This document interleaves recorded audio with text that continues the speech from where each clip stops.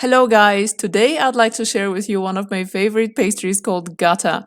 Gata pastries are irresistibly nice and unbelievably easy to make. They really are a tea time pastries. Now, the ingredients are pretty much what you have in your fridge, I'm sure.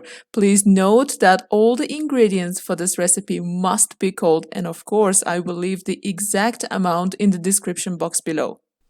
So let's get started. First off, we need to crumble the butter with the flour. I'm going to be using processor because it's quite warm in the room now and I think my butter is going to melt away in this temperature. But you can of course crumble the ingredients by hand or even use grater. Once our flour and butter is mixed, set it aside and let's prep the batter. Now into the bowl, add in the yogurt and drop in the sugar. For this pastry, I use only 2 full tablespoons of vanilla sugar, and that's all the sugar I use. These pastries are not too sweet, just enough to have the idea of sweet, the pastry. But of course, if you like it sweet, you could increase the sugar.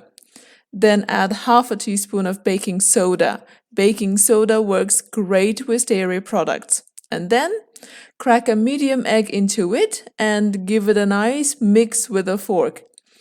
You will notice that the batter will foam up and kind of grow. It's okay, that's a normal reaction of baking soda with the yogurt. And by the way, of course, you noticed that I added pinch of salt. Okay, the batter is ready, and now let's mix everything we have so far. This is what the flour and butter mix looks like. I make a little pit in the center and add the batter. First, I mix them with a fork, and then I go ahead and use my hand. If I remember it correctly, we got this recipe from an Armenian neighbor of ours. I was born in the Soviet Union, Soviet Uzbekistan, and we had many nationalities living in Uzbekistan back in the days. Now, this dough doesn't need to be kneaded, it's enough to bring it together. But if your dough is too sticky that you can't get it off your fingers, you could use some flour, just enough to get the dough off your hands, but try not to stuff the dough with the flour. Okay, my dough is brought together.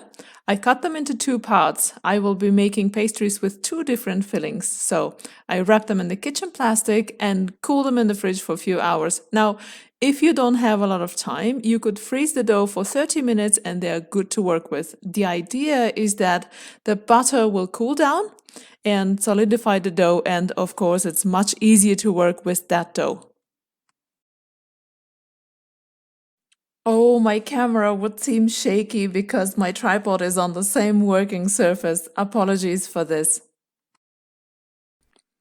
Okay, my dough has rested just under 3 hours in the fridge, and now I roll it into half a centimeter thin sheet. Thin or thick? I use a parchment paper to roll my pastry because I'm trying to avoid flour. Not to dust the working surface.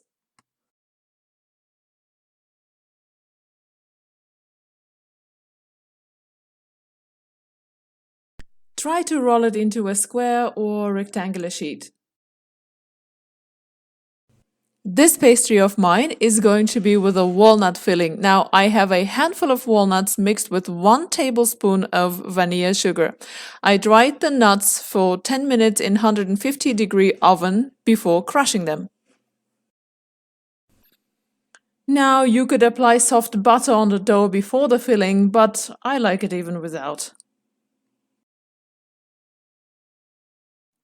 Evenly spread the filling on the roll and then roll it.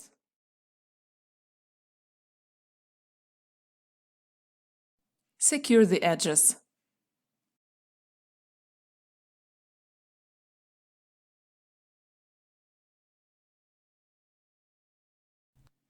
I am going to be cutting my pastries with a fancy knife. Just dust your knife every now and then with the flour to avoid sticking. My pastries are done. When placing them on a tray, do give them a space because they are going to grow. Now, egg wash is optional. I like to dust my pastries with sugar powder when they are done. If you'll also be dusting yours with sugar powder, then you can skip this part. And I'm just going to be drawing some prints on my pastries. Again, this is totally optional. Bake them at the preheated 280 Celsius degree oven for 20-25 minutes or till golden brown. And look at these pastries. Aren't they gorgeous? Well baked inside out. I can't tell you how my kitchen smells right now. Remember all the sugar I used is a vanilla sugar? I think it's just the right moment to share with you of my homemade vanilla sugar. I keep a real vanilla stick in my sugar bottle, and that's how I have my homemade vanilla sugar. I'm just going to dust my pastries with vanilla sugar powder. This is totally optional, as I had said, but I didn't use a lot of sugar in my pastry dough, so I think and I hope that I'm not overdoing it. So that's the gata pastry from me, guys. I hope you liked the video. If you did, do give it a thumbs up, share it with your friends, try it out yourself, and let me know in the comment box below how it went. And do subscribe to my channel not to lose this recipe. You'll also find many other simple and some traditional recipes on my channel. Until then, thanks for watching and see you in my next videos.